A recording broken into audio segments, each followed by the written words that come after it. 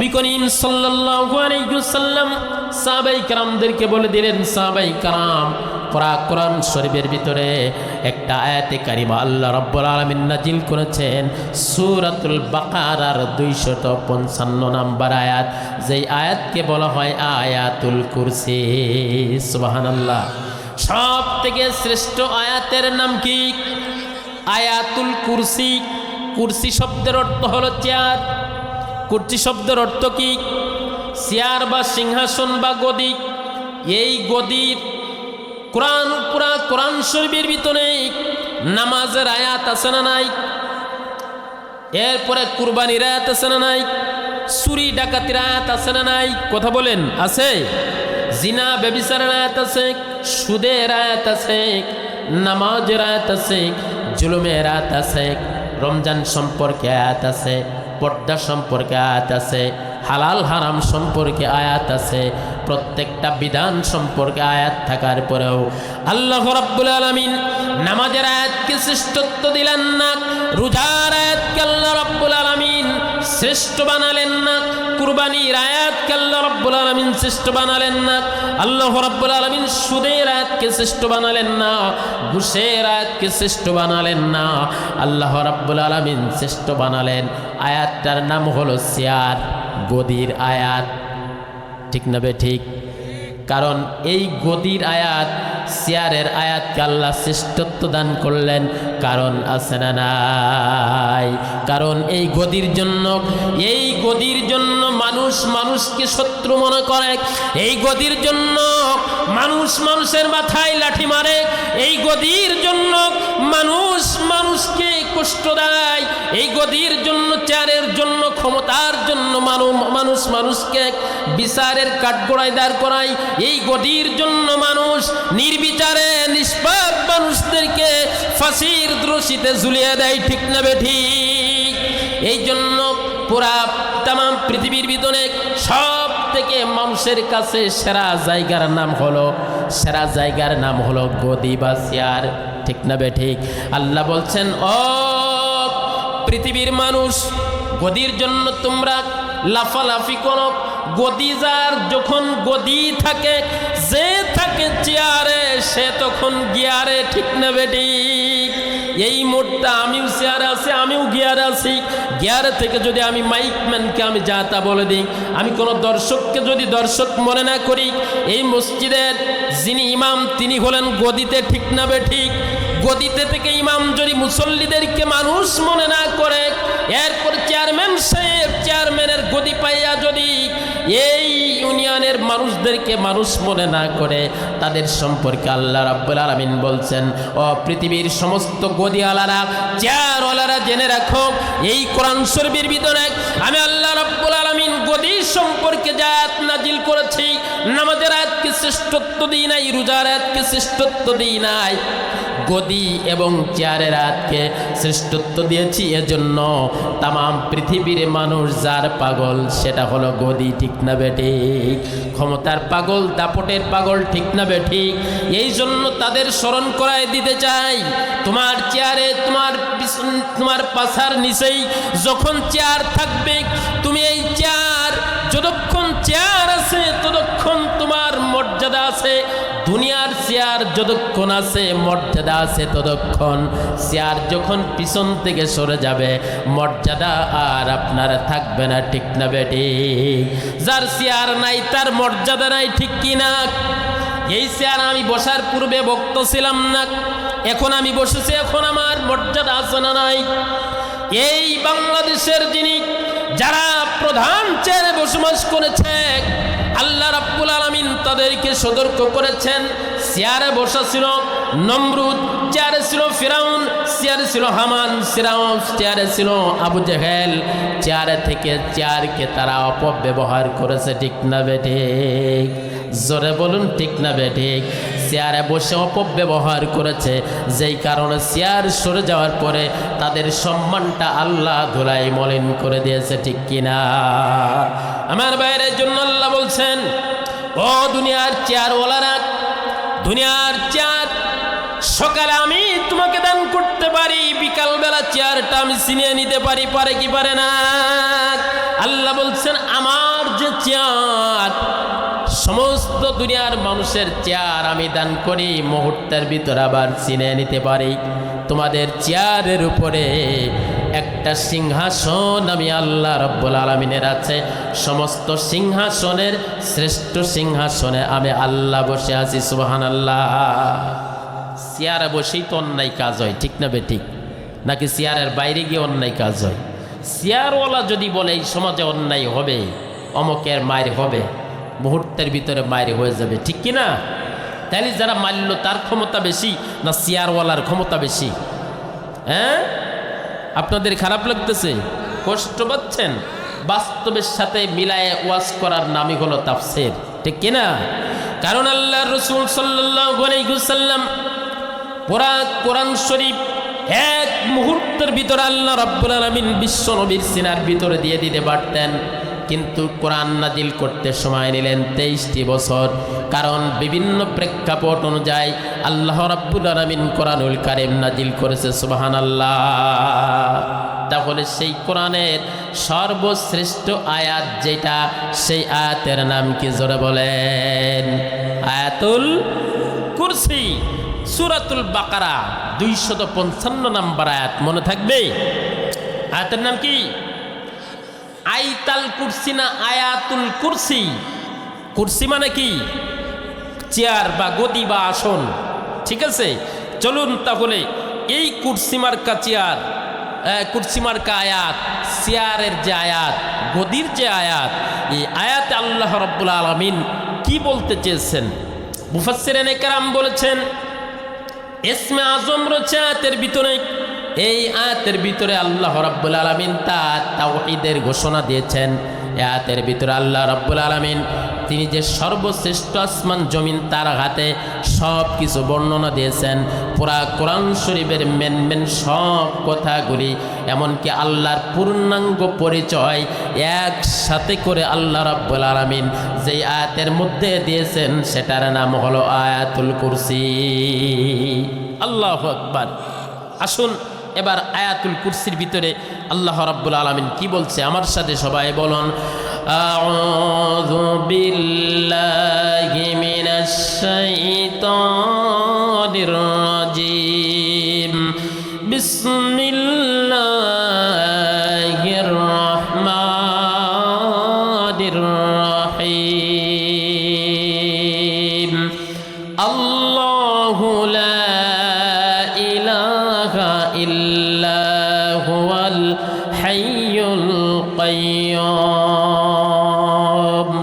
আল্লাহু আকবার। আল্লাহু লা ইলাহা ইল্লা হু আল হাইয়ুল কাইয়্যুম। আল্লাহ বলছেন যে আল্লাহ তিনি একক, তার কোনো শরীক নাই। লা ইলাহা ইল্লা হু আল হাইয়ুল কাইয়্যুম, তিনি হলেন চিরঞ্জীব এবং সমস্ত ক্ষমতার শ্রেষ্ঠ ক্ষমতাধর যিনি। তিনি কে? লা তাখুযুহু সিনাতুন ওয়ালা নাওম। আমাদের যখন রাত 12টা বেজে যায় তখন আমাদের ঘুমে আক্রমণ করে, ঠিক কিনা? আল্লাহ বলছেন লা তাখুযুহু সিনাতুন ওয়ালা নাওম, তন্দ্রা এবং ঘুম, দুর্বলতা কোনোটাই আল্লাহ রাব্বুল আলামিনকে স্পর্শ করতে পারে। লাহু মা ফিস সামাওয়াতি ওয়া মা ফিল আরদ, তার জন্য আসমান এবং জমিনের মধ্যে যা কিছু আছে সব কিছু কার জন্য? সব কিছু হলো তার জন্য। মান যাল্লাযী ইয়াশফাউ ইনদাহু ইল্লা বিইজনি। এখানে প্রশ্নবোধক আল্লাহ রাব্বুল আলামিন বলছেন মান যাল্লাযী ইয়াশফাউ, কে সুপারিশ করবে বিচারের দিনে? পৃথিবীতে তো বিভিন্ন চেয়ারওয়ালা ছিল, আল্লাহ বলছেন মান যাল্লাযী ইয়াশফা, আজকে কে সুপারিশ করবে তোমাদের মধ্যে? কারোর ক্ষমতা নাই। ইনদাহু ইল্লা বিইজনি, একমাত্র আল্লাহ রাব্বুল আলামিনের অর্ডার ব্যতীত কোনো ব্যক্তি কারোর জন্য সেদিন সুপারিশ করতে পারবে না। সেদিনটার নাম কি? দিনের নামও বলে আল্লাহ। কিয়ামতের দিন। কোন দিন? কিয়ামতের দিন কোনো মানুষ কোনো মানুষকে সুপারিশ করতে পারবে না যতক্ষণ না আল্লাহ রাব্বুল আলামিন অর্ডার দিবেন। সুবহানাল্লাহ। ইয়ালামু মা বাইনা আইদিহিম ওয়া মা খালফাহুম। আমি তরজমাটা বলছি আগে। যে আল্লাহ বলছেন ইয়ালামু মা বাইনা আইদিহিম ওয়া মা খালফাহুম, আল্লাহ রাব্বুল আলামিন জানেন যে তোমাদের পিছনে এবং সামনে কি আছে, সব কিছু যিনি দেখেন তিনি কে? ওয়ালা ইউহিতুনা বিশাইইম মিন ইলমি, তোমরা কোনো কিছুই বুঝতে পারবে না, কোনো কিছু অনুভব করতে পারবে না, কিছু জানতে পারবে না ইল্লা বিইলমি, যদি আল্লাহ রাব্বুল আলামিন তোমাকে না জানাই। আল্লাহ যা আমাদেরকে জানাই, যতটুকু জ্ঞান আমাদেরকে আল্লাহ রাব্বুল আলামিন দিয়েছেন, সেই জ্ঞানটা আমরা কি করতে পারি? জানতে পারি। আল্লাহু আকবার।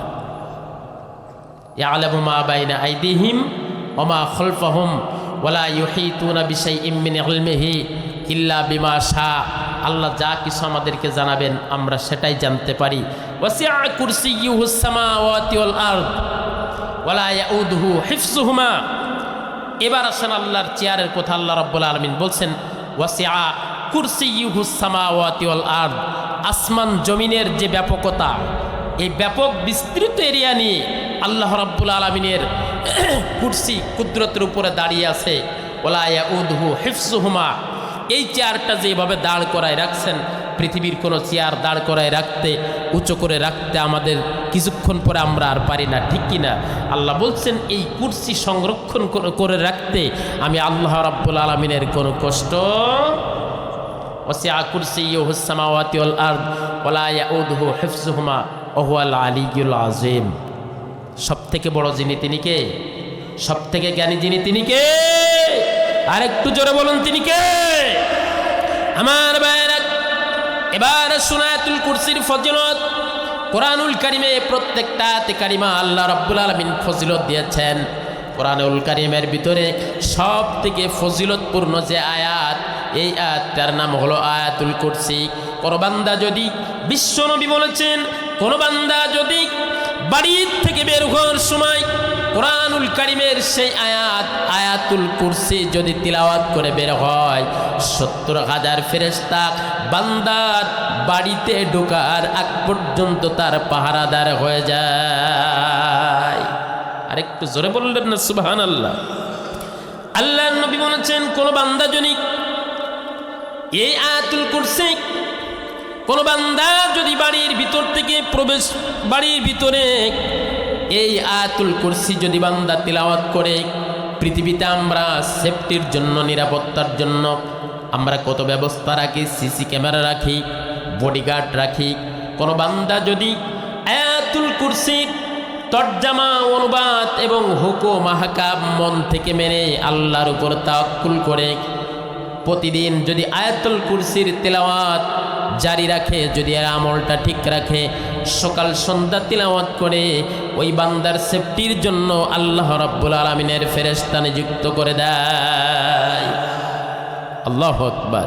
আল্লাহ রাসূল বলছেন কোন বান্দা যদি সালাতুল মাকতুবাত, দুবুরা কুল্লি সালাতুল মাকতুবাত, ৫ ওয়াক্ত নামাজের পরে, যদি ফরজ নামাজের পরে কোন বান্দা যদি আয়াতুল কুরসি তিলাওয়াত করে, সে বান্দা জান্নাতে প্রবেশ করবে।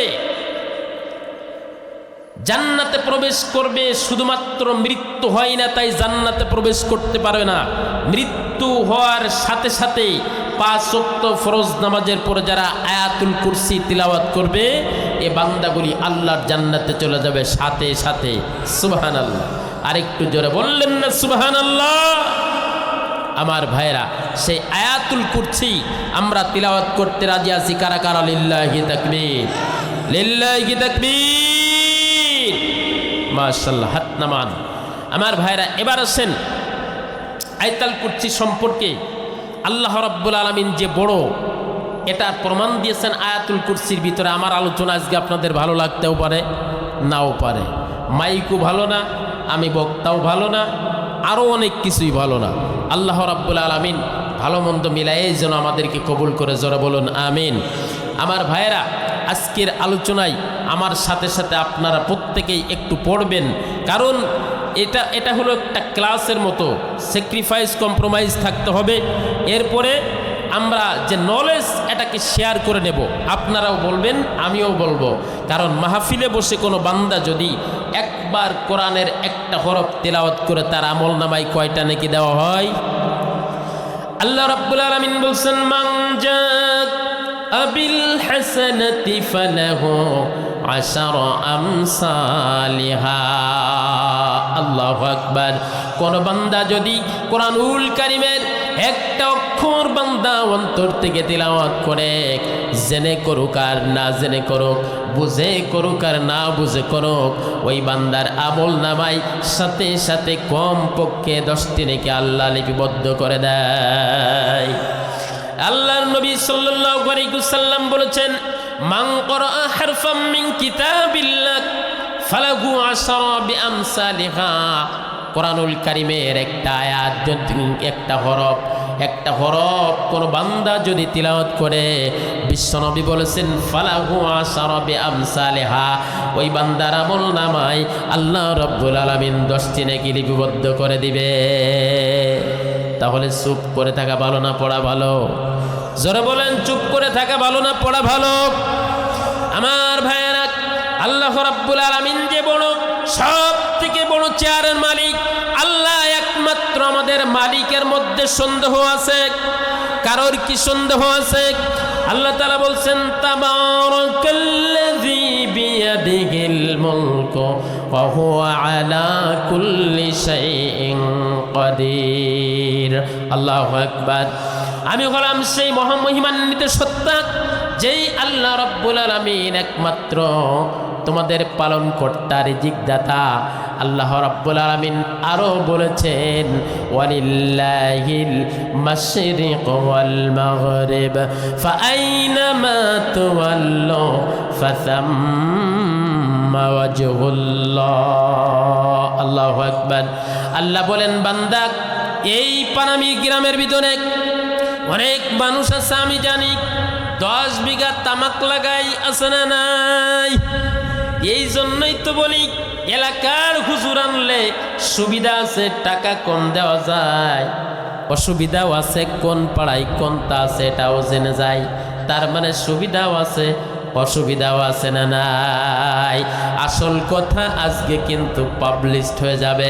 এই পানামি গ্রামের ভিতরে, এই মহল্লার ভিতরে এমন মানুষ আছে 10 বিঘা তামাক লাগায়, আছে না নাই? আর মানুষে দেখায় বলে, এখান থেকে ওই মাথা পর্যন্ত যত তামাক দেখতেছো সব কিছু আমার, আছে না নাই? অনেক মানুষ বলে, হুজুর, নতুন আত্মীয় বাড়িতে আসলে বলে, ভাই মেহমান আপনি যে দেখতেছেন, এখান থেকে রাস্তা পার হয়ে ওপারে চলে যাব, কোনো মানুষের জমিতে পাড়া দেওয়া আমার লাগবে না, আছে না নাই? জমিদার প্রমাণ করতে চায়, এখান থেকে ওই পর্যন্ত আমার, এখান থেকে সেই পর্যন্ত আমার, এখান থেকে এই ফসলগুলি আমার। এই যে আলিশান বিল্ডিং দেখতেছেন, এই আলিশান বিল্ডিংটা আমার টাকায় করা, এই যে আমার করে বান্দা, এইরকম বান্দা দুনিয়ার ভিতরে আছে না নাই? আল্লাহ রাব্বুল আলামিন বলছেন, ও বান্দা, ও পৃথিবীর মানুষ, এখান থেকে ওই পর্যন্ত তোমার হতে পারে, কিন্তু আল্লাহ রাব্বুল আলামিন বলছেন, ওয়ালিল্লাহিল মাশরিক ওয়াল মাগরিব ফাআইনামা তুওয়াল্লু ফাসাম্মা ওয়াজহুল্লাহ।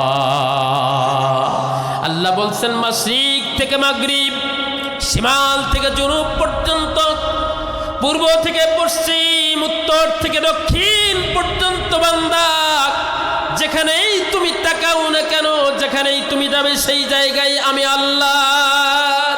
সেই জায়গাটি কার? আমেরিকার জমিন কার? জাপানের জমিন কার?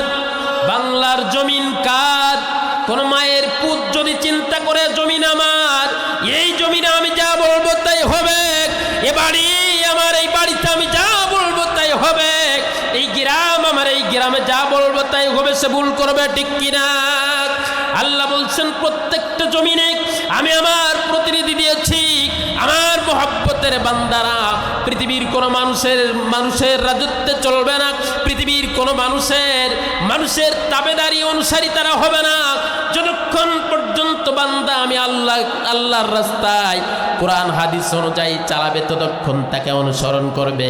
বান্দা যখন আমি আল্লাহর নাম বাদ দিয়া নিজের মন গড়া কথা বলবে, আমার মহব্বতের বান্দাগুলি তাদের কথা এক সেকেন্ডের জন্য অনুসরণ করবে না।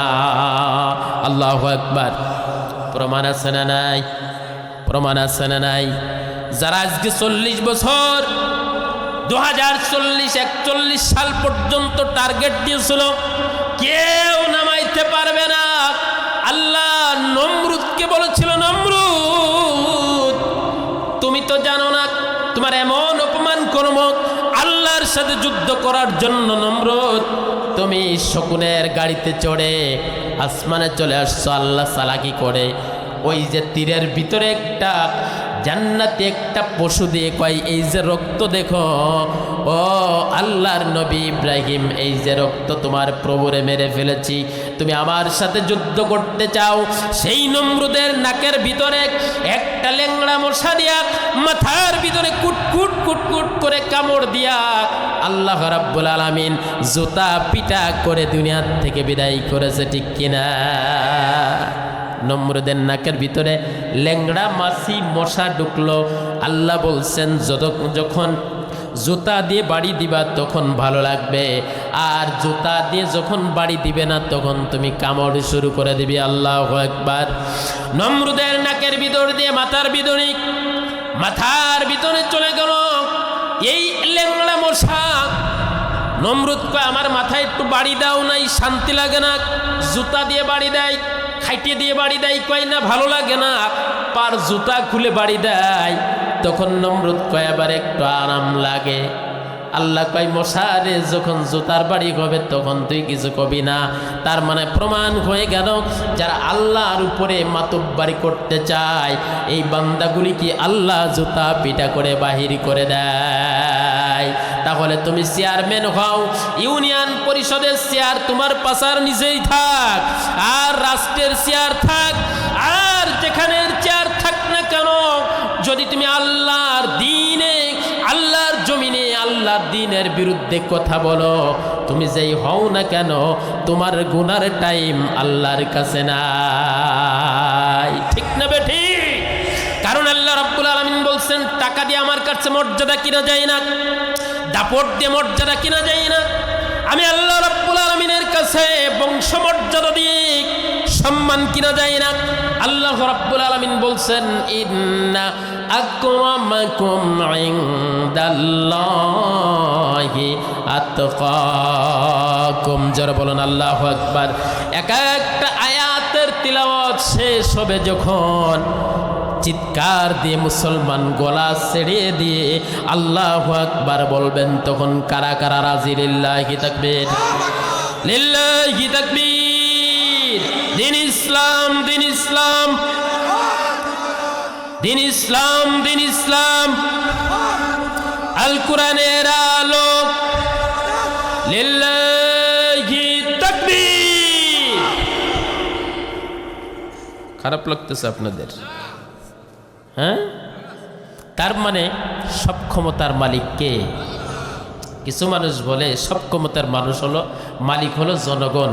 আল্লাহ বলছেন না, সব ক্ষমতার একমাত্র মালিক যিনি, তিনি কে?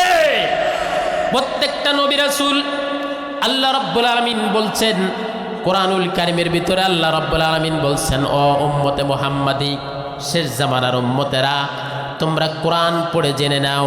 আল্লাহ বলছেন, ওয়ালাকাদ আরসালনা নূহান ইলা কওমিহি ফাকালা ইয়া কওমি ইবুদুল্লাহা মা লাকুম মিন ইলাহিন গায়রু। আল্লাহু আকবার বলেন। আল্লাহ নবীজিকে স্মরণ করাই দিচ্ছেন, নবী হ্যাঁ আপনার উম্মতদেরকে বলে দেন, ওয়ালাকাদ আরসালনা নূহান ইলা কওম, নূহ আলাইহিস সালাতু ওয়াস সালামকে আমি কওমের উপরে পাঠিয়ে দিয়েছি, তিনিও যে এই কথা বলছে, মা লাকুম মিন ইলাহিন গায়রু, একমাত্র আল্লাহর ইবাদত করো, আল্লাহ ছাড়া কোনো মাবুদ নাই। ওয়া ইলা আদিন আখাহুম সালিহা, আদ জাতির উপরে সালেহ আলাইহিস সালাতু ওয়াস সালামকে প্রেরণ করেছিলাম। তিনিও যে এই কথাই বলেছেন, মা লাকুম মিন ইলাহিন গায়রু, আল্লাহ ছাড়া কোনো মাবুদ নাই, একমাত্র আল্লাহর ইবাদত করবে। নবী হে মুহাম্মদ, আল্লাহর নবী আল্লাহর কাছে বললেন, রব্বুল আলামিন এত দাওয়াত দি মক্কার কাফেররা আমার দাওয়াত মানে না, আমি আর কত চেষ্টা করব, আমার মা নাই, আমার বাবা নাই, আমি এতিম মানুষ, আমার অর্থ নাই, আমার সম্পদ নাই, কিছুই নাই। আল্লাহ বলছেন, নবী হে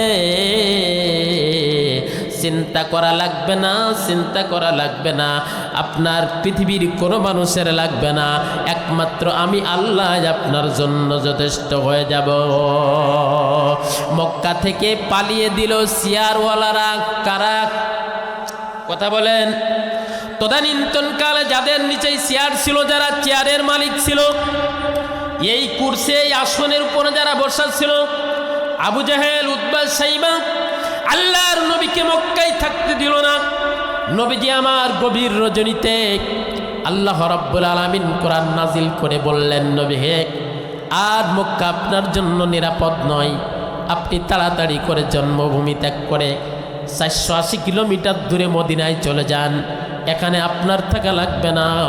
আল্লাহর নবী আবু বকরকে সাথে নিয়ে গভীর রজনীতে কাফেরদের মুখে ধুলা মেরে, কাফেরদের চোখের আড়ালে আল্লাহর নবী মাতৃভূমি ত্যাগ করে মদিনায় চলে গেল। ঠিক না বেঠিক?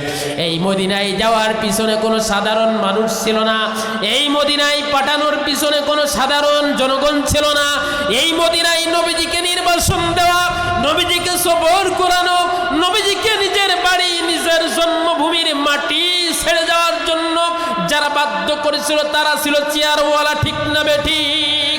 আল্লাহ বলছেন, ও চেয়ারওয়ালারা সাবধান, একমাত্র শ্রেষ্ঠ চিরঞ্জীব, একমাত্র স্থায়ী চেয়ারের মালিক যিনি, তিনি কে?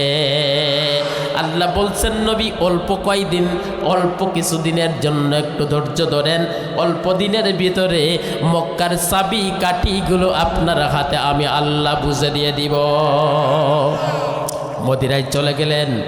10 বছরের ব্যবধানে আল্লাহর নবী সাল্লাল্লাহু আলাইহি ওয়াসাল্লাম 1400 সাহাবায়ে কেরাম নিয়ে হাজার হাজার সাহাবা হতে শুরু করলো। মক্কাতুল মুকাররমা আল্লাহর নবী বিজয় করে নিলেন। সুবহানাল্লাহ। এরপরে মক্কা বিজয় করার সঙ্গে সঙ্গে কাফের আর মুশরিকরা বলতে শুরু করলো, ও মুহাম্মদ, তোমারে তো আমরা মক্কা থেকে তাড়িয়ে দিয়েছিলাম, তোমারে আমরা দেশে থাকতে দেয় নাই, আজহারি ভালো ওয়াজ করে দেশে থাকতে দেওয়া যাবে না, অমুক হুজুর ভালো ওয়াজ করে ওর গলায় রশি দাও, ওর মিথ্যা মামলা দাও, কারণ কোনো সমস্যা নাই, আমাদের পিছনে চেয়ার আছে। ঠিক না বেঠিক? চেয়ারের দাপটে, চেয়ারের অহংকারে উলামায়ে কেরামগুলি বাংলাদেশ থেকে তাড়িয়ে দিয়েছিল।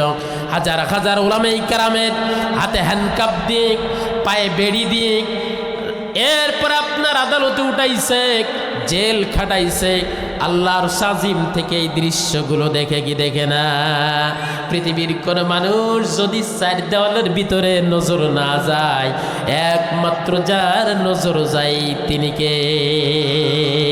ওগো আল্লাহ,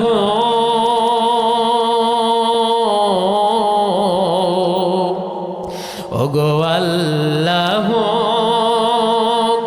তোমার শান গেয়ে জীবন আমার যদি হয় অবসান, শেষ হবে না গাওয়া তোমার শান, শেষ হবে না গাওয়া তোমার শান। আল্লাহু আকবার। আল্লাহ বলেন, সকাল বেলার ধ্বনি নদীরে কুল ভাঙে, ভাঙ্গে ও কুল গড়ে, এই তো নদীর খেলা। সকাল বেলার ধ্বনির তুই ফকির সন্ধ্যাবেলা। ঠিক না বেঠিক? এই জন্য যার পিছনে চেয়ার আছে, চেয়ারওয়ালারা সাবধান। ঠিক না বেঠিক? আমার নিচে চেয়ার আছে, আমি এখন তো গিয়ারে নাকি, এই গিয়ার যদি আমি অবৈধ খাটাই তাইলে আল্লাহ বলবে নাম, এই চেয়ার তোর জন্য স্থায়ী না। এই পানাবির মাঠে 10 বিঘা জমি আছে, জমির দাপটে মানুষকে আমি মূল্যায়ন করি না। এই জমি, এই যে ভূমি, এই যে জমির স্থায়ী মালিককে আল্লাহ বলছে লাহু মা ফিস সামাওয়াতি ওয়া মা ফিল আরদ, আসমান এবং জমিন কার? জমিন যদি আল্লাহর হয় তাহলে জমিদার কেন আমরা হই? জমিন যদি আল্লাহর হয় জমিদার কেন আমরা হই? এই জমিনটা একমাত্র আল্লাহর, এই জমিনে হুকুম চলবে আল্লাহর। আল্লাহ বলছেন ইনিল হুকমু ইল্লা লিল্লাহ, জমিনটা হলো আমি আল্লাহর, হুকুম চলবে আমি আল্লাহর। কোন বান্দা যদি, কোন নাফরমান যদি আমি আল্লাহর সাথে গাদ্দারি করে নিজের মন গড়া কোনো কথা বলে, এই কথা দিয়ে জমিনের ভিতরে টিকা সম্ভব হবে? 2 দিন আগে বাংলাদেশে, আমাদের বাংলাদেশটা 5 মেশালি বাংলাদেশ, ঠিক না ঠিক? আউল বাউল শাহ সুফি দরবেশ সব আছে আমাদের, ঠিক কিনা? আউল আছে, বাউল আছে, আমরা এটা আমাদের সংস্কৃতি মনে করি, এটা আমাদের দেশে সবই আছে, হিন্দু বৌদ্ধ খ্রিস্টান মুসলমান, গরিব ধনী বড়লোক, মোটা চিকুন কালো ধলা, ইমাম মসজেন, এরপর আওয়ামী লীগ, জাতীয় পার্টি, জাসদ বাসদ, জামাত, কমিউনিস্ট, কংগ্রেস, সব আছে না নাই? সব শ্রেণীর মানুষ আছে না নাই? সব শ্রেণীর মানুষ এই সোনার টুকরা বাংলাদেশে বসবাস। আল্লাহ বলছেন বান্দা যে যাই করো না কেন সীমা কিন্তু লঙ্ঘন করা যাবে না, ঠিক না ঠিক? বাংলাদেশের কয়েকদিন পূর্বে একজন বাউল শিল্পী, কি নাম যেন, আবুল সরকার, নাম কি? এই আবুল সরকার আল্লাহকে নিয়ে মন্তব্য করেছেন, ঠিক না ঠিক? এই বাউল সরকার আল্লাহকে নিয়ে মন্তব্য করেছেন। আল্লাহ সূরাতুল বাকারার 255 নম্বর আয়াতে কারিমা আল্লাহর পরিচয় যেভাবে দিয়েছেন, পৃথিবীর কোন মানুষের রাজত্ব কি আল্লাহর উপরে আছে? জোরে বলুন আছে? কারোর বাড়ি থাকতে হলে তার বিরুদ্ধে কথা বলবা, বাড়ি থাকবা, এটা কি সম্ভব? কোন নাস্তিক যদি আল্লাহর বিরুদ্ধে কথা বলে আমরা তার বিরুদ্ধে আছি না নাই? আমরা আল্লাহর পক্ষে না মানুষের পক্ষে? কার পক্ষে থাকতে চাই? আবুল সরকার আল্লাহকে নিয়ে মন্তব্য করেছেন, মন্তব্য করে আল্লাহর শানে এমন এমন বেয়াদবি করেছেন যে বেয়াদবিটা কোনো জীবনে কোনো মুসলমান মেনে নিতে পারে না। আল্লাহর নাকি কথার কোনো দাম নাই, জোর বলো নাউজুবিল্লাহ। এরপরে কয় আদমকে আল্লাহ তুমি জান্নাত থেকে বাহির করে দিলে, কান্দাইলে 350 বছর, তাহলে কান্দে তো আবার জান্নাতে ফেরত দিবা, তা তো তুমি দিলা না, তা তো তুমি দিলা না, জেল জরিমানা সবই দিলা, তোমার বিচার কেমন হইল? আল্লাহর বিরুদ্ধে এই ব্যক্তি মন্তব্য করে আল্লাহর বিচার পছন্দ হয় না। এই আউল বাউল সরকার, আউল বাউল যত শিল্পী আছে এই বাংলাদেশে আল্লাহর কোরআন প্রত্যেকটা মুমিনের হৃদয় স্থান নিয়েছেন। তাওহীদি জনতা, আমার এই সোনার টুকরা বাংলাদেশে কোন আউল বাউল আল্লাহর বিরুদ্ধে যারা মন্তব্য করে, কোন নাস্তিকের জায়গা এই জমিনে হবে না, হবে না। জোর বলুন ঠিক না বেটি? কারণ যেই জমিনে আল্লাহর আকাশ থেকে বৃষ্টি বর্ষণ হয় সেই জমিনটা ফসলের জন্য উর্বর হয়ে যায়, ঠিক কিনা? বৈশাখ মাসে যখন আসমান থেকে বৃষ্টি নামে, পাটের বীজ নিয়ে মানুষ মাঠে দৌড়ায়, জো হয়েছে মাটি, ঠিক না? জো ছাড়া ফসল বোনা যায় না। আসমান থেকে যখন বৃষ্টি বর্ষণ হয় জমিনটা তখন ফসলের জন্য উর্বর যেমন হয়ে যায়। মুসলমানদের রক্ত ঠিক তেমনি জমিনে যদি পতিত হয়, সঠিক মুসলমান ইমানদার উলামায়ে কেরামের রক্ত আর চোখের পানি যদি জমিনে পড়ে, যেই জমিনে আল্লাহর বৃষ্টি নামলে উর্বর হয়ে যায়, ওই জমিনে উলামায়ে কেরাম, হক্কানি মুহাক্কিক উলামায়ে কেরামদের চোখের পানি পড়লে জমিনটা কোরআনের জন্য উর্বর হয়ে যায়, ঠিক না বে ঠিক? এই জন্য এই জমিনে কোন নাস্তিকের জায়গা হবে না, ঠিক কিনা? কোন মুরতাদের জায়গা আল্লাহর জমিনে হবে না, করতে দেয়া হবে না, ঠিক না বে ঠিক? তাদের পক্ষ যারা নেবে, কাফেরের পক্ষ যারা নেবে তারাও কি? মুনাফিকের পক্ষ যারা নেবে তারাও কি? আমার ভাইয়েরা, আল্লাহ রাব্বুল আলামিন কোরআনুল কারীমের বিভিন্ন আয়াতের মাধ্যমে বলছেন মানুষ হলো তিন প্রকার। কয় প্রকার? মানুষ কয় প্রকার? তিন প্রকার। এক নম্বর হলো মুমিন, আল্লাহর বিধান বিধিবিধান, আল্লাহর নিয়ম, আল্লাহর সমস্ত বিধিবিধান সকাল থেকে সন্ধ্যা, সন্ধ্যা থেকে সকাল যারা মেনে নাই তারা হলো মুমিন, তারা হলো মুসলিম মুমিন ইমানদার বান্দা। দ্বিতীয় নাম্বারের বান্দা হলো আল্লাহর কোনো বিধান মানে না, সব কিছুর উল্টা চলে, এরা হলো কাফের।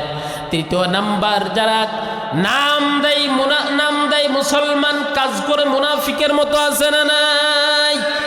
এই জন্য আল্লাহ রাব্বুল আলামিন বলছেন ইয়া আইয়ুহান নাবিয়্যু জাহিদিল কুফফার ওয়াল মুনাফিকিন। আল্লাহু আকবার। আল্লাহর নবীর উপরে আয়াত নাজিল করে আল্লাহ জানিয়ে দিলেন, হে নবী ইয়া আইয়ুহান নাবিয়্যু, হে নবী জাহিদিল কুফফার, কাফেরদের বিরুদ্ধে যুদ্ধ করবেন, ওয়াল মুনাফিকিন, মুনাফিকদের বিরুদ্ধে যুদ্ধ ঘোষণা করবেন। জোরে বলুন আল্লাহু আকবার। যুদ্ধ কয় শ্রেণীর মানুষের উপরে? কাদের বিরুদ্ধে? দুই শ্রেণীর মানুষের বিরুদ্ধে মুমিন যুদ্ধ করবে। এক শ্রেণীর মানুষ হলো কাফের, যারা আল্লাহর কোরআনের বিপক্ষে কথা বলে, আল্লাহর কোরআনের বিপক্ষে অবস্থান নেই, কোরআনের সাথে যারা যুদ্ধ জিহাদ ঘোষণা করে কোরআনের বিপক্ষে দাঁড়িয়ে যায়, তাদের বিরুদ্ধে যুদ্ধ করবে হলো মুসলমান। ঠিক না বেঠি? আর এক শ্রেণীর মানুষের বিরুদ্ধে যুদ্ধ করতে হবে, তারা হলো হিন্দুদের ভিতরে তারা নাই, বৌদ্ধদের ভিতরে তারা নাই, এরপরে ইহুদি খ্রিস্টানদের ভিতরে তারা নাই, তারা হলো একমাত্র মুসলমানদের ভিতরে। ঠিক না বেটি? এই জন্য তো ওই যে কবি যে গান লিখছে, নামের বড়াই করো না কো নাম দিয়ে কি হয়, নামের সাথে মেলে না কো কামের পরিচয়। ঠিক কিনা? মতি ঝিলে মতি নাই আছে শুধু ঝিল, সোনার গায়ে সোনা নাই আছে শুধু বিল। মতি ঝিলে মতি নাই আছে শুধু ঝিল, সোনার গায়ে সোনা নাই আছে শুধু বিল। ঢাকার শহর ঢাকা নয়, খোলা শুধু রয়, নামের সাথে মেলে না কো কামের পরিচয়। ঠিক না বে ঠিক? ঢাকার শহর কি ঢাকা না খোলা?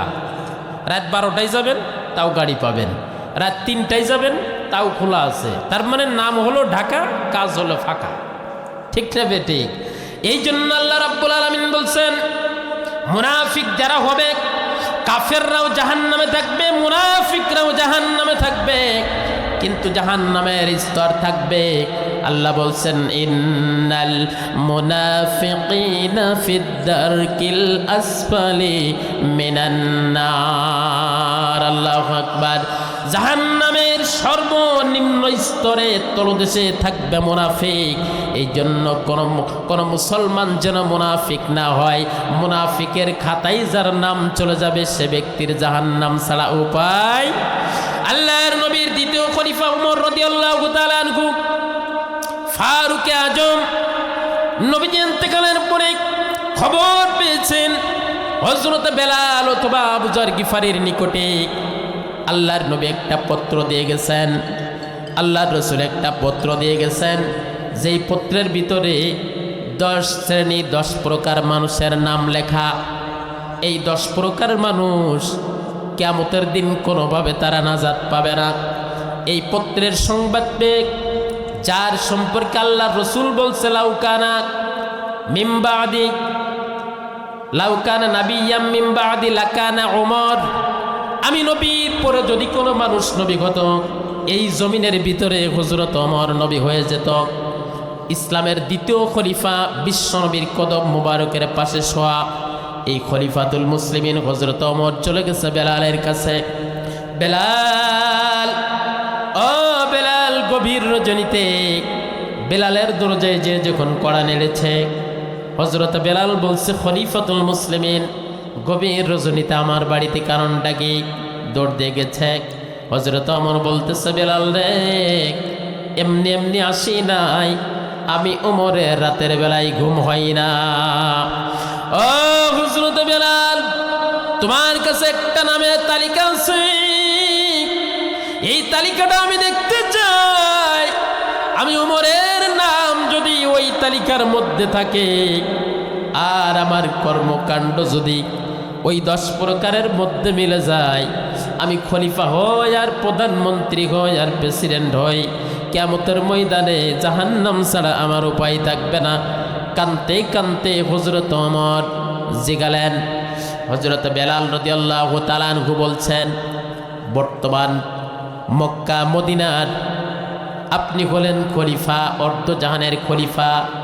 আপনার খিলাফতের আয়ত্ত হলো 12 লক্ষ বর্গ মাইল। জোরে বলেন কয় লক্ষ? এই বাংলাদেশে 1,47,570 বর্গ মাইলের একটা ছোট্ট দেশ।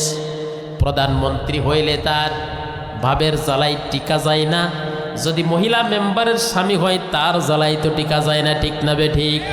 সালিশ উল্টোয়ে ফেলে।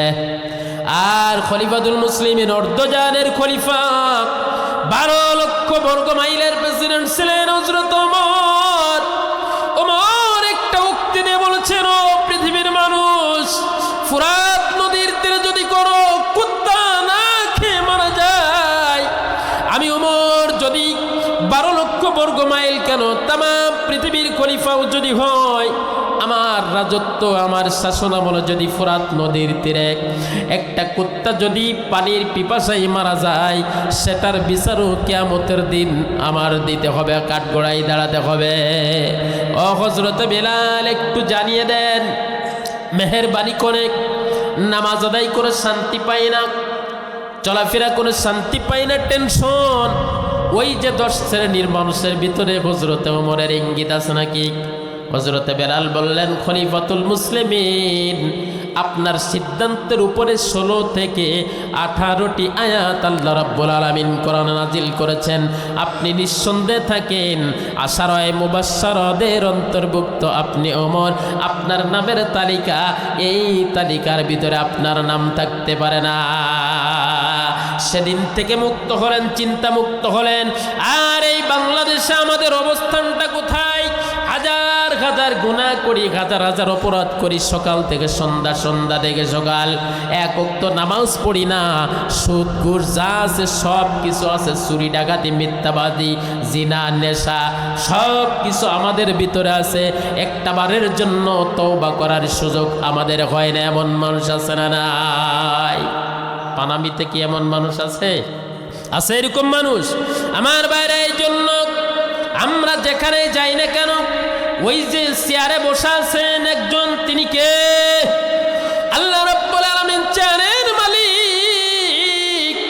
আল্লাহ বলছেন, বান্দা কাইফা তাকফুরুনা বিল্লাহ, কিভাবে আমার সাথে নাফরমানি করো। ওয়া কুনতুম আমওয়াতাং, তোমরা ছিলে মৃত, আমওয়াতাং ফাআহইয়াকুম, তোমাদেরকে জীবিত করলাম, সুম্মা ইউমিতুকুম, আবারও তোমরা মৃত্যুবরণ করবে, সুম্মা ইউহয়িকুম, আবারও তোমাদেরকে জীবিত করা হবে, সুম্মা ইলাইনা তুরজাউন। আল্লাহু আকবার। আবারও যার কাছে আমাদেরকে ফিরে যাওয়া লাগবে, জোরা বলুন তিনি কে? তাহলে আল্লাহর কাছে যদি ফিরে যাওয়া লাগে, সেই আল্লাহই তো চিরঞ্জীব, ঠিক কিনা? আল্লাহর শক্তি কি কমছে?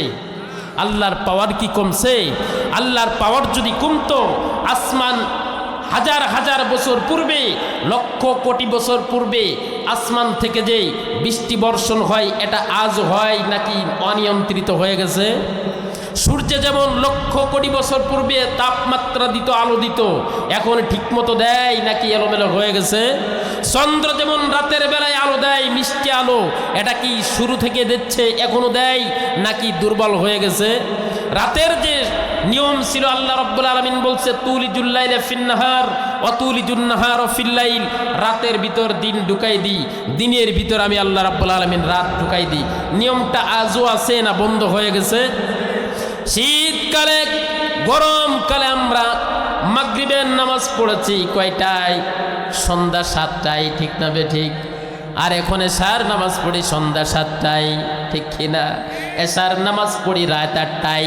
এই জন্য শীতকালে বান্দার আরামের জন্য আল্লাহ রাব্বুল আলামিন ওই চেয়ারে বসে বাজেট দিয়েছেন, শীতকালে আমার বান্দা আরামে কম্বল মুড়ি দিয়ে ঘুমিয়ে যাবে। এই রাতটা আমি আল্লাহ রাব্বুল আলামিন দিনটা কিছু অংশ, দিনের কিছু অংশ ঢুকাই দিয়া রাতটা আমি আল্লাহ একটু বান্দার আরামের জন্য লম্বা করে দিলাম। শুধু তাই নাই বান্দা, শুধু রাতটা আমি লম্বা করি নাই, এই শীতকালে বান্দা ফজরের সময় ওযু করে নামাজ আদায় করবে, মসজিদে যাবে, আমার পায়ে সিজদা দিবে। বান্দার ঠান্ডা পানি দিয়ে ওযু করতে কষ্ট হবে।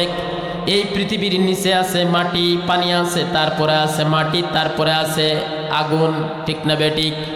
এই আগুনকে আল্লাহ রাব্বুল আলামিন ফেরেশতাদের মাধ্যমে যিনি নিয়ন্ত্রণের চাবিকাঠি নিয়ে বসে আছে, তারা কয় শীতকালে ভলিউম বাড়ায় দে। সুবহানাল্লাহ। শীতকালে ভলিউম বাড়ায় দে, যেন আমার বান্দা টিউবওয়েলে কয়েকটা চাপ দেওয়ার পরে আমার বান্দা ওযু করার জন্য গরম পানি পেয়ে যায়। আর গরমকালে কয়, ও সকিনার মা, মাঠে কুদাল কুপায় কলজে পর্যন্ত শুকায় গেছে, টিউবওয়েল চাপ দিয়ে একটু ঠান্ডা পানি নিয়ে আসো, ঠিক কিনা? গরমকালে টিউবওয়েলে চাপ দিলে ঠান্ডা পানি পাওয়া যায়, আর শীতকালে টিউবওয়েল চাপ দিলে গরম পানি পাওয়া যায়। এই যে কারিশমা, এই যে ইঞ্জিনিয়ার, এই ইঞ্জিনিয়ার যিনি, জোরা বলুন তিনি কে? আল্লাহ বলছেন, বান্দা কাইফা তাকফুরুনা বিল্লাহ, কিভাবে তোমরা নাফরমানি করো? বিভিন্ন নিয়ামতের কথা বলে আল্লাহ রাব্বুল আলামিন সূরাতুর রহমানের ভিতরে বারবার বলছেন, বিআই আলাই রাব্বিকুমা তুকাযযিবান। কোন নিয়ামতকে অস্বীকার করবে? শীতকালে এই যে গরম পানি, পুকুরে যে দেখবেন পানি দিয়ে ভাব উঠতেছে, ঠিক না বেঠিক? গরমকালে কি এটা ওঠে? যারা বলেন এটা ওঠে, কোনো ভাড়া দেওয়া লাগে? এর জন্য কি কোনো ভাড়া আছে? আল্লাহ রাব্বুল আলামিন বলছেন, আলাম নাজআলিল আরদা মিগাদা ওয়াল জিবালা আওতাদা। আল্লাহু আকবার। ও বান্দা, আমি আল্লাহ রাব্বুল আলামিন তোমাদের জন্য কি জমিন বানাই দিই নাই? জমিনটা যেন পানির উপরে হেলে দুলে না পড়ে, এই জন্য পেরেক মেরে দিয়েছি। অল জিবালা আওতাদা, পাহাড়কে বিভিন্ন জায়গায় পেরেক মেরে দিয়েছি, জমিনটা যেন হেলে দুলে না যায়। অখলাকনাকুম আযওয়াজা, বান্দা তুমি একা থাকতে পারবা না, এই জন্য তোমাদের জোড়াই জোড়াই সৃষ্টি করেছি, স্বামী স্ত্রী বানাই দিয়েছি। দেশে কি দেয় নাই? ইয়ার কি মারে কিরে বাঁচতে, শীত চলে গেল, এবারও বৌমা আনলি নে, ঠিক না বেঠিক? কারণ এই বৌমা, এই স্ত্রী, এই নারী, এই মা বোনদের সবারই দরকার আছে না নাই? আল্লাহ সেই কথা কোরআন দিয়ে জানিয়ে দিয়েছেন, অখলাকনাকুম আযওয়াজা ওয়া জাআলনা নাওমাকুম সুবাতা। স্ত্রী থাকলে হবে না, জোড়া থাকলে হবে না, নির্জন জায়গা লাগবে একান্ত সময় কাটানোর জন্য। 24 ঘন্টা যদি আল্লাহ রাব্বুল আলামিন প্রখর সূর্যের তাপ দেয়, বান্দা একান্তে, স্ত্রী আর স্বামী গল্প করতে পারবে না, বাচ্চারা ঘুমোবে না, বাহিরের আলোগুলো ভিতরে যায়, ঘরটা কি ক্লিয়ার থাকবে? আল্লাহ বলছেন, না না, এটা আমি করি নাই। ওয়াজআলনা নাওমাকুম ওয়াজআলনাল লাইলা লিবাসা। আল্লাহু আকবার। ও পৃথিবীর মানুষ, আমার প্রিয় বান্দারা জেনে রাখো, ওয়াজআলনাল লাইলা লিবাসা, রাতের অন্ধকারটা তোমাদের জন্য চাদরের মতো বানিয়ে দিয়েছি। রাতের অন্ধকারে চাদর মুড়ি দিয়ে, অন্ধকারের চাদর মুড়ি দিয়ে তোমরা ঘুমায় যাবে। সুবহানাল্লাহ।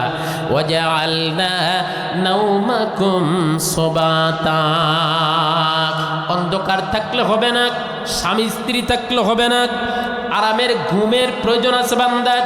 সারা রাত যদি আপনি জেগে থাকেন, শরীরে শান্তি লাগবে না, এই জন্য আল্লাহ বলছেন, ওয়াজআলনা নাওমাকুম সুবাতা, বান্দা তোর ঘুমের ব্যবস্থা করে দিয়েছি, আমরা আরামে 8 ঘন্টা 7 ঘন্টা ঘুমিয়ে থাকি, সকালবেলা উঠে কি একটা আরাম, কি একটা শান্তি লাগে, ঠিক না বেঠিক? হ্যাঁ, শান্তি লাগে কি না? আল্লাহ বলছেন, ওয়াজআলনান নাহারা মাআশা, রাতকে বানাইছি ঘুমের জন্য, দিনকে বানাইছি কাদের জন্য? রিজিক সন্ধান করবে। কিন্তু রিজিক সন্ধান করার ক্ষেত্রে ওই যে আমি আল্লাহ রাব্বুল আলামিন সব কিছু তোমার জন্য দান করেছি, সেই আল্লাহর জন্য বান্দা দিনের ভিতরে 24 ঘন্টার ভিতরে 5 বার তুমি আমার কাছে ডিউটি করবে, ঠিক কিনা? পৃথিবীর কোন বিশ্ববিদ্যালয়ে দিনের বেলায় হাজিরা হয় একবার।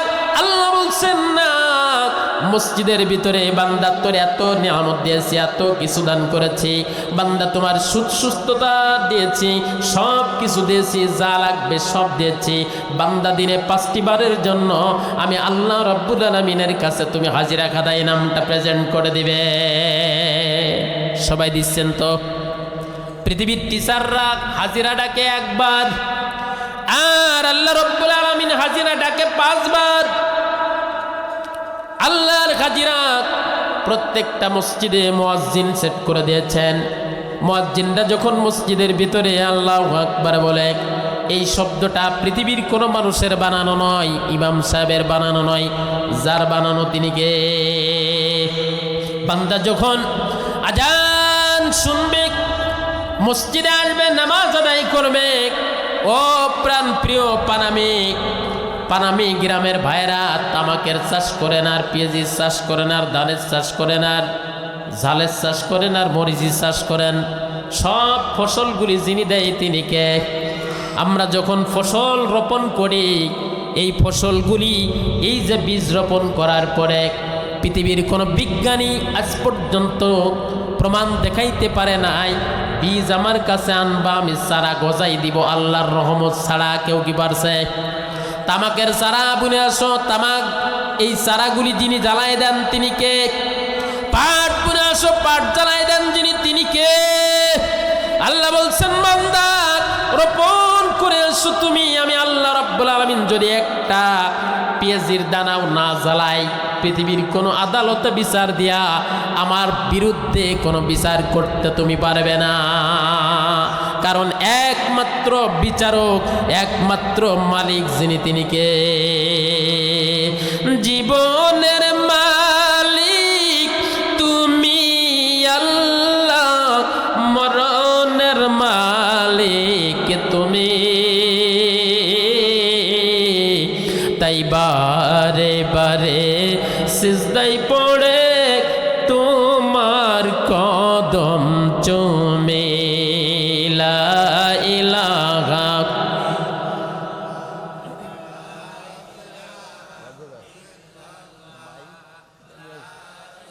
জোর করে করছি।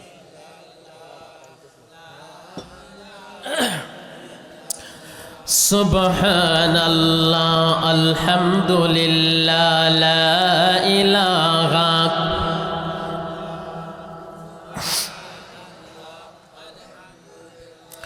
লা ইলাহা, তুমি বাঁচাও, তুমি মারো, অবিরত ক্ষমা করো, ধরার যে জন তাকেই ধরো, ধরার যে জন তাকেই ধরো, তোমার মুঠোয় সবই আল্লাহ।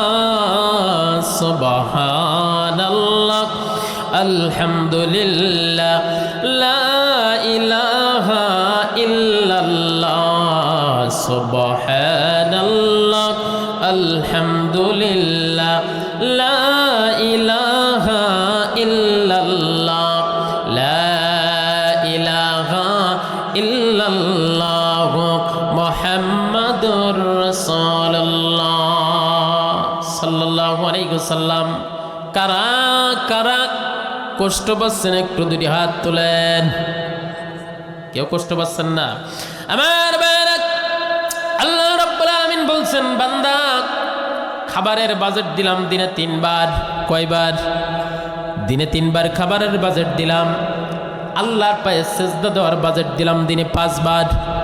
কোন বান্দা যদি ফজরের আজান দেওয়ার সাথে সাথে যেই আল্লাহ রাতের ঘুম দিয়েছেন, সেই আল্লাহ বলছেন আসসালাতু খায়রুম মিনান নাওম। আজান হয়ে গেছে, এখন ঘুম থেকে নামাজ ভালো, এখন তুমি ঘুমাবা, এটা তোমার জন্য ভালো নয়। নামাজ পড়তে চলে আসো। বান্দা যখন আজান শোনার সঙ্গে সঙ্গে আরামের কম্বল আর আরামের বিছনা ছেড়ে দেয়া আল্লাহর কুদরতি পায়ে সিজদায় বান্দা যখন লুটে পড়ে, বান্দার জীবনের সব গুনাহ আল্লাহ রাব্বুল আলামিন মাফ করে দেয়। জোরে বলুন আল্লাহু আকবার। এবার বান্দা রিজিকের সন্ধানে ক্ষেতের ভিতরে যে কাজ করবে, জোহরের আজান দেওয়ার সাথে সাথে আবার বান্দা নামাজে চলে আসবে। ফজর থেকে জোহর পর্যন্ত কামলা দিয়েছেন, গাড়ি চালাইছেন, রিক্সা চালাইছেন, ভ্যান চালাইছেন, সংসারে কাজকর্ম করেছেন, বাচ্চাদের পিছনে সময় দিয়েছেন, যা কিছু আপনি করবেন সমস্ত কাজগুলি, যে কাজগুলি অবৈধ সেইগুলি বাদে আপনি স্বাভাবিক যে দুনিয়াবি কাজ করবেন সব কাজগুলি আল্লাহ নেকিতে পরিপূর্ণ করে দিবে। আমার ভাইরা, এই জন্য 5 বার আল্লাহর পায়ে সেজদা দিতে হবে, আল্লাহর হাজিরা খাতায় নাম উঠাইতে হবে। এইরকম লক্ষ্য ওয়াজ যদি এক জায়গায় করা হয়, এই পারামির মাঠে প্রতি রাত্র যদি 6 ঘন্টা করে ওয়াজ দেওয়া হয়, আর কাবা শরীফের ইমাম শাইখ আব্দুর রহমান আল সুদাইসকে এনে যদি মঞ্চে ওয়াজ করানো হয়, যদি প্রত্যেক দিন 6 ঘন্টা করে ওয়াজ শোনেন, এরপরে যদি আপনি নামাজ না পড়েন ফায়দা কি আছে? জোরে বলেন। ডিজিটাল ওয়াজ শোনেন আর অ্যানালগ ওয়াজ শোনেন আর হাসির ওয়াজ শোনেন আর তাফসির শোনেন, কোনো ফায়দা নাই। ফায়দা হলো নামাজের ভিতরে, ফায়দা হলো আল্লাহর বিধান বিধিবিধানের ভিতরে, ঠিক না বেঠিক? এখন বর্তমান কিছু মানুষ নামাজ পড়ে কীরকম? মানুষ দেখানোর জন্য নামাজ পড়ে, আছে না নাই?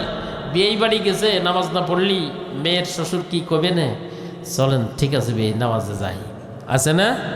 এরপরে কিছু মানুষ কুরবানি দেয় মানুষ দেখানোর জন্য, আছে না? কুরবানি দেয় বড় গরু কুরবানি দিয়ে কারি ইমাম সাহেবের কাছে শোনে, হুজুর এবারের গরু কাটটা বড়, চাচা আপনারটাই তো বড়, হ্যাঁ খুশি হয়। এইরকম বিভিন্ন মানুষ আছে সমস্ত ইবাদত করে লোক দেখানোর জন্য, আছে না নাই? আল্লাহ তাআলা বলছেন ওয়ালাকি ইয়ানালুগুত তাকওয়া মিনকুম, তোমার এই উপরের এই সমস্ত ভাব ভঙ্গি আমি আল্লাহ তাআলা দেখি না, আমি দেখি। ওয়ালাকি ইয়ানালুগুত তাকওয়া, তোমার তাকওয়া দেখে আমি আল্লাহ রাব্বুল আলামিন। আল্লাহ বলছেন ইন্না আকরামাকুম ইনদাল্লাহি আতকাকুম, তোমাদের ভিতরে সবথেকে সম্মানী ওই ব্যক্তি যার তাকওয়া বেশি। সুবহানাল্লাহ। তাকওয়া যাদের বেশি, এই মানুষগুলি তামাক লাগাবে বেশি, কথা কয় না? তাকওয়া যাদের বেশি, এই মানুষগুলি মাঠে পড়ে থাকবে, নামাজ পড়বে না। তাকওয়া যাদের বেশি, এই মানুষগুলি সুদ আর ঘুষের সাথে সম্পর্ক রাখবে, হালাল হারাম বেঁচে খাবে না।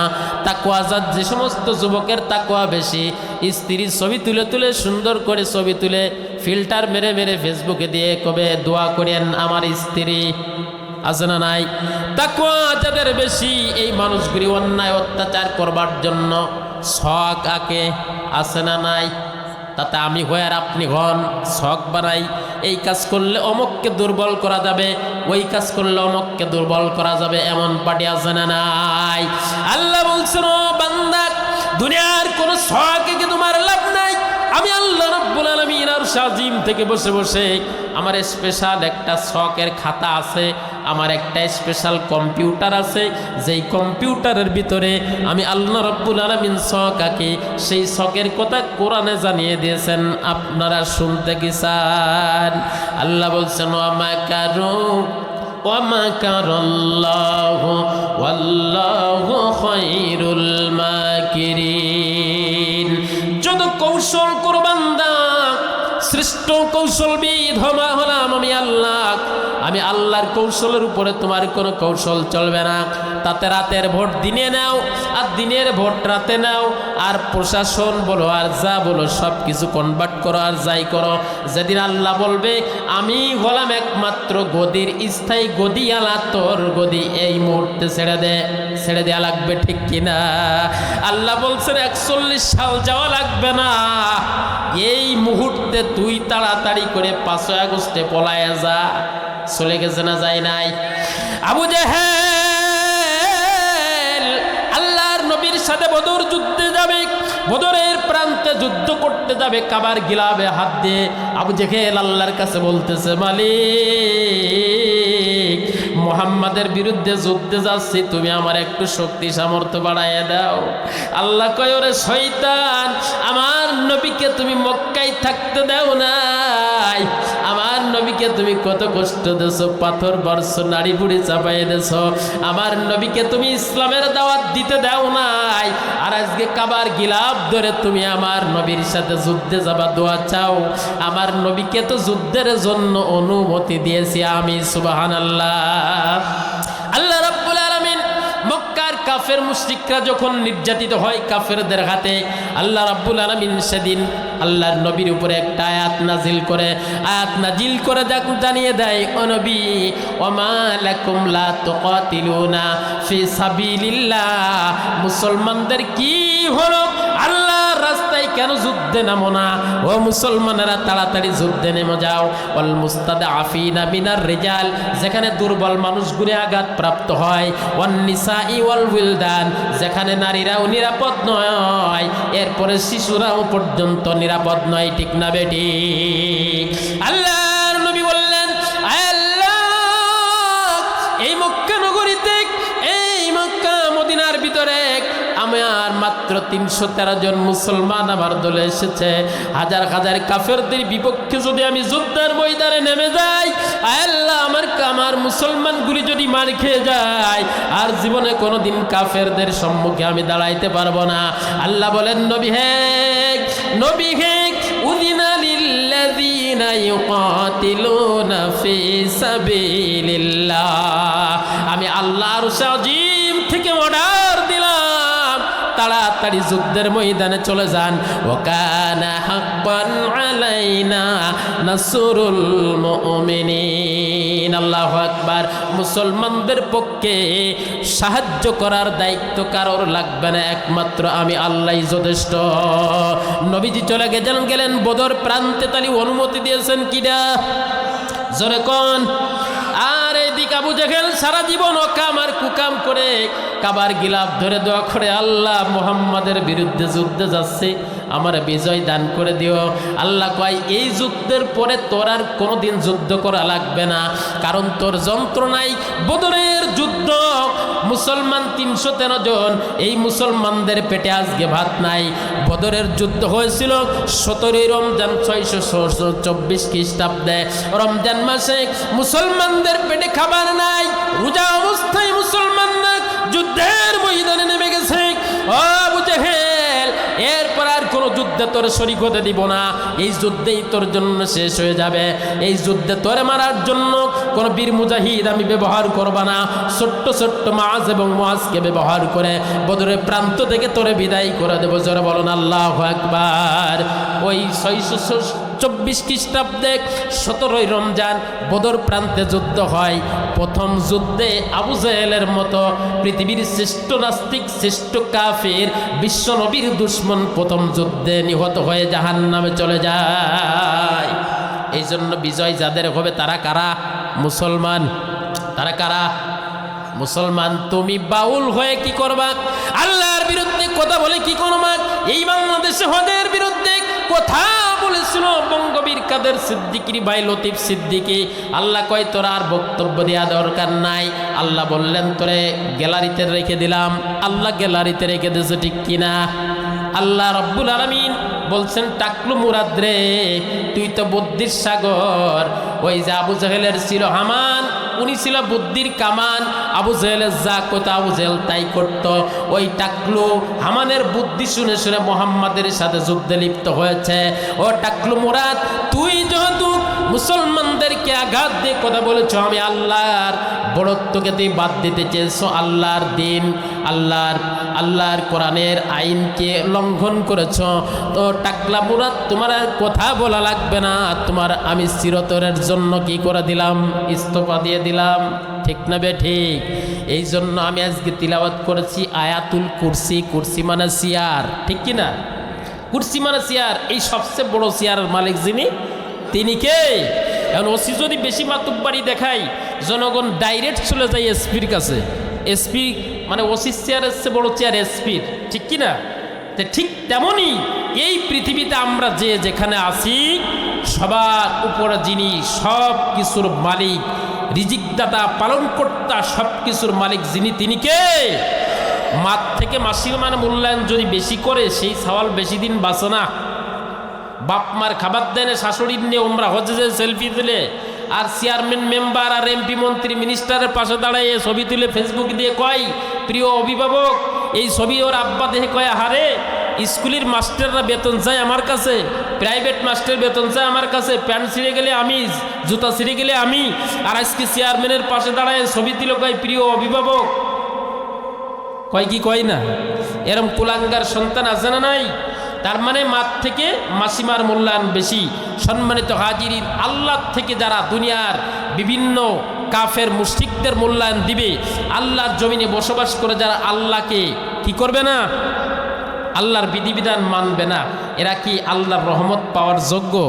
সম্ভাবনা আছে? ওয়াজে কোনো কাজ হবে না।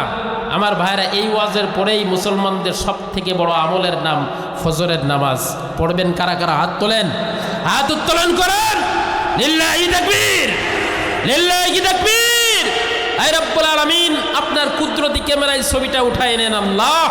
যারা ফজরের নামাজ আদায় করবে, রব্বুল আলামিন প্রত্যেককে তোমার দিনের খাদেম বানিয়ে দিও। যারা বলুন আমিন। আমার ভাইরা, অনেক মানুষ আছে তারা কি বলে, হুজুর আমি গরিব মানুষ, আমি নামাজ পড়বো কিভাবে? পরের খেতে কাজ করি। হুজুর আমি দুর্বল মানুষ, আমি অল্প সময়ের মধ্যেই কথাটা বলেই ছেড়ে দিব। আল্লাহর নবীর একজন সাহাবা ছিল, নাম ছিল আব্দুল্লাহ ইবনে উম্মে মাখতুম। চোখে দেখতো না। এই আব্দুল্লাহ ইবনে উম্মে মাখতুম বিশ্বনবীর কাছে যে বলেছে, ইয়া রাসূলুল্লাহ, সব মানুষ যুদ্ধে যায়, কিন্তু যুদ্ধে আমি যেতে পারি না, আমার একটু যুদ্ধে পাঠান। আমার বড় আশা, যুদ্ধের ময়দানে যে কোরআনের জন্য জীবনটা দিয়ে আমি একটু শহীদ হতে চাই। আল্লাহ রসুল বললেন, আব্দুল্লাহ ইবনে উম্মে মাখতুম, তুমি অন্ধ মানুষ, কাফেররা তীর মারলে তুমি দেখতে পারবা না, তোমার জন্য যুদ্ধ করা লাগবে না, তুমি বাড়িতে চলে যাও। এই সাহাবা শুনতে পেরেছে, কোন মুসলমান যদি ইসলামের জন্য, কোরআনের জন্য যুদ্ধের ময়দানে যে শহীদ হয়ে যায়, একটা পিপিলিকায় যেভাবে কামড় দেয়, তার থেকে ছোট্ট কাপড়ের মাধ্যমে আল্লাহর বান্দা জান্নাতে চলে যায়। এই হাদিসটি শোনার পরে আব্দুল্লাহ ইবনে উম্মে মাখতুম আবার এসে গেছেন, ইয়া রাসূলুল্লাহ, ইয়া হাবিবাল্লাহ, শুনেছি কাফেরদের বিরুদ্ধে যুদ্ধ হবে, ইসলামের জন্য যুদ্ধের জন্য ডাক এসে গেছে। ইয়া রাসূলুল্লাহ, আমার অনুমতি দিন, আমি যুদ্ধের ময়দানে যেতে চাই। আল্লাহর নবী বললেন, না, তুমি তো অন্ধ মানুষ, যুদ্ধে যাওয়া লাগবে না। আল্লাহর নবী ফিরে দিয়েছেন। নবীজি ইন্তেকাল হয়ে গেলেন, খিলাফতে অধিষ্ঠিত হলেন হযরত আবু বকর। আব্দুল্লাহ ইবনে উম্মে মাখতুম এসে বলে, আবু বকর, কত সাহাবাই کرام আমার সামনে, আমার ভাইয়েরা জান্নাতের পাখি হয়ে উড়ে বেড়ায়, আমি শহীদ হতে পারলাম না, আপনার কাছে এসেছি, শুনেছি যুদ্ধের ডাক এসে গেছে, ময়দানে লড়াই করতে হবে, কোরআনের পক্ষে দাঁড়াইতে হবে।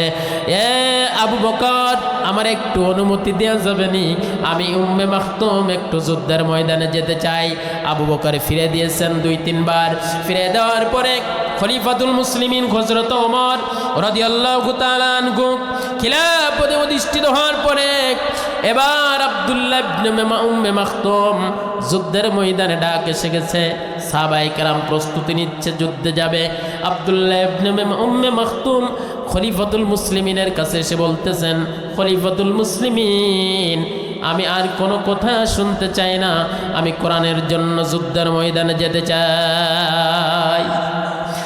হযরতে ওমর ফারুক আজম বললেন, উম্মে মাখতুম রে, তুমি তো অন্ধ মানুষ, কেমনে যুদ্ধে যাবে? তুমি কেমনে যুদ্ধে যাবে? উম্মে মাখতুম বললেন, জানি আল্লাহর নবী যা বলেছে, আবু বকর তাই বলেছে, আপনিও তো তাই বলবেন, এই কথা আমি আর শুনব না, আমাকে যুদ্ধের ময়দানে পাঠাতে হবে। হতে পারি আমি অন্ধ, যুদ্ধের তামান্না, শাহাদাতের তামান্না আমার ভিতরে, আমাকে একটু যুদ্ধের ময়দানে পাঠান। আবু হযরত ওমর বলতেছেন, ও আব্দুল্লাহ ইবনে উম্মে মাখতুম, যুদ্ধের ময়দানে যে তুমি কি কাজ করবে? তুমি তো অন্ধ মানুষ। উম্মে মাখতুম বলতেছে, খলিফাতুল মুসলিমিন, যুদ্ধের ময়দানে তো শুধু যুদ্ধ করা লাগবে না, যুদ্ধের ময়দানে গিয়া মুসলমানদের কালেমার পতাকা তো উড্ডয়ন করে রাখা লাগবে, একজন ব্যক্তি লাগবে। আমি উম্মে মাখতুম কালেমার পতাকাটা শক্ত করে ধরে রাখবো, সেখানে আমার চোখের প্রয়োজন হবে না।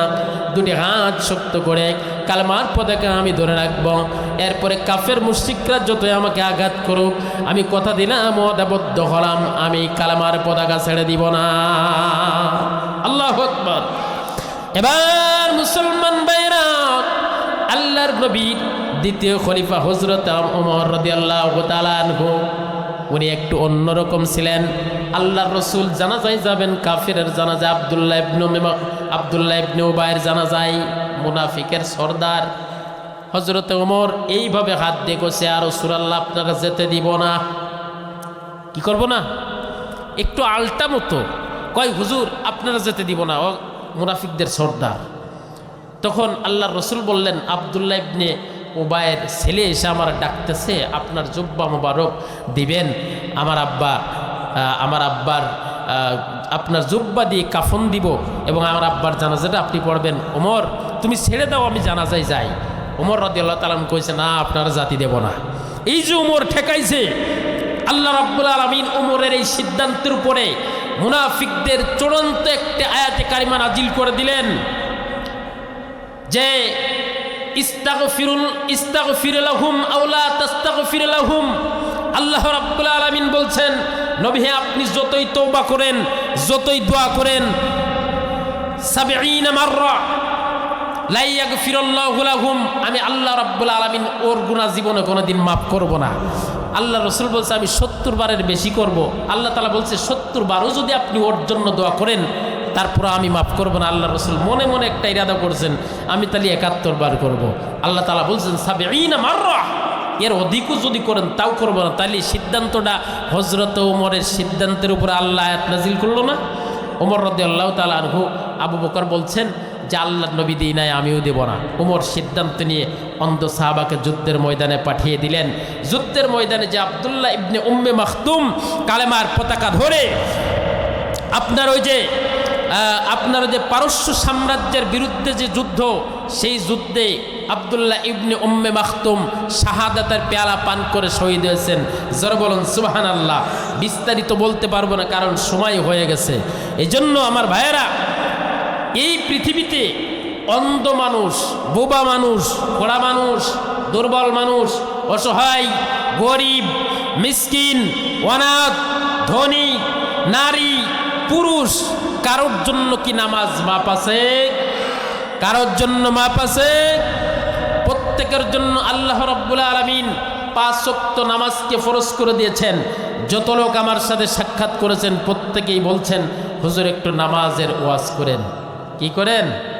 নামাজের ওয়াজ করেন। আমি দোয়া করি আল্লাহ রাব্বুল আলামিন আপনাদের সকলকেই যেন 5 ওয়াক্ত নামাজি বানিয়ে দেয়। কারণ মূল কথা যদি আমরা বলি, যার ভিতরে নামাজ নাই তার কিছুই নাই। তাতে আমার ভাই হোক আর আমার বাপ হোক, যেই হোক না কেন, নামাজ যার ভিতরে নাই সে কাফের মুশরিকদের থেকেও নিকৃষ্ট। বুঝেন নাই? এই যে আপনারা বারবার ওয়াজ শোনেন, আজকে আমার ওয়াজ, কালকে আর এক বড় হুজুরের ওয়াজ, মসজিদে ইমাম সাহেবের ওয়াজ, শোনার পরেও যদি কেউ না মানে, তাদের সম্পর্কে সূরাতুল আরাফ 179 নম্বর আয়াত, এই আয়াতের নাম্বার বলে দিলাম এজন্যই, আয়াতটা একটু বেশি ঝাল, যাই মিলাই নেবেন। সূরাতুল আরাফ 179 নম্বর আয়াত। আল্লাহ তাআলা বলছেন, ওয়ালাকাদ জারা'না লিজাহান্নামা কাসীরাম মিনাল জিন্নি ওয়াল ইনস, আমি অসংখ্য জিন এবং মানুষের জন্য জাহান্নাম সৃষ্টি করেছি। লাহুম কুলুবুল লা ইয়াফকাহুনা বিহা, যাদেরকে অন্তর দিয়েছি কিন্তু সে অন্তর দিয়ে শ্রবণ করে না, অন্তর দিয়ে তারা অনুধাবন করে না, অনুভব করে না। লা ইয়াফকাহুনা বিহা ওয়ালাহুম আ'য়ুনুল লা ইউবসিরুনা বিহা, ওয়ালাহুম আ'য়ুনুল লা ইউবসিরুনা বিহা, চক্ষু দিয়েছি কিন্তু সেই চক্ষু দিয়ে তারা দেখে না। ওয়ালাহুম আযানুল লা ইয়াসমাউনা বিহা, শ্রবণ শক্তি দিয়েছি, কান দান করেছি, কর্ণ দান করেছি, সেই কর্ণ দিয়ে তারা লা ইয়াসমাউনা বিহা, শ্রবণও তারা করে না। উলাইকা কাল আনআম, এরাইগুলো 4 পা বিশিষ্ট জন্তু জানোয়ারের মতো, বালহুম আদল, বরং তার থেকেও নিকৃষ্ট। জোরে কর নাউযুবিল্লাহ। তার মানে আল্লাহ তাআলা বলছেন যে এরা হলো 4 পা বিশিষ্ট জন্তু জানোয়ারের মতো, যারা কান থাকতেও শুনে না, চোখ থাকতেও দেখে না, দিল থাকতেও অনুভব করে না। এই জন্য আমরা ইনশাল্লাহ সব কিছু মিলাইয়া আল্লাহর কাছে তওবা করে মাহফিল থেকে আল্লাহর কাছে মাপ চেয়ে ইনশাল্লাহ ওয়াদাবদ্ধ হতে চাই। ইনশাল্লাহ আগামীকাল ফজরের নামাজ থেকে শুরু করে ইনশাল্লাহ 5 ওয়াক্ত নামাজ পড়ব। একজন ব্যক্তি একটু হাত তুলবেন অথবা কয়েকজন ব্যক্তি যে হুজুর আজকের পূর্বে নামাজ পড়তাম না, আজকের থেকে নিয়ত করলাম ইনশাল্লাহ আগামীকাল থেকে নামাজ আদায় করব। একজন ব্যক্তি একটু হাত তুলে দেখান, হুজুর আগে পড়ি নাই, আজকের থেকে কালকের থেকে পড়বো, আগে পড়তাম না কালকের থেকে পড়বো। দেখি একজন ব্যক্তি যদি আল্লাহর জন্য একটি হাত তুলতে পারেন, আশা করা যায় আজকের মাহফিলটা আল্লাহ রাব্বুল আলামিন কবুল করে নেবে। যুবক সারাটি জীবন 22 বছর কাটিয়ে দিয়েছে নামাজ ছাড়া, কোন সময় মারা যাবে কোনো গ্যারান্টি নেই। একজন যুবক দেখতে চাই, মাশাআল্লাহ এই একজন পিছনে একজন হাত তুলেছিল, দেখি ভালো করে হাত তোলো। আয় রাব্বুল আলামিন এই মাহফিল থেকে জীবনে নামাজ পড়ে নাই, নিয়মিত নামাজ পড়ে নাই, আগামীকাল থেকে নামাজ পড়বে, আল্লাহ তুমি তাদেরকে পাক্কা ইমানদার বানিয়ে দাও। জোর বলুন আমিন। এই যে নিয়ত করা হলো এরপরে মারা গেলেও জান্নাত, জোর বলুন সুবহানাল্লাহ।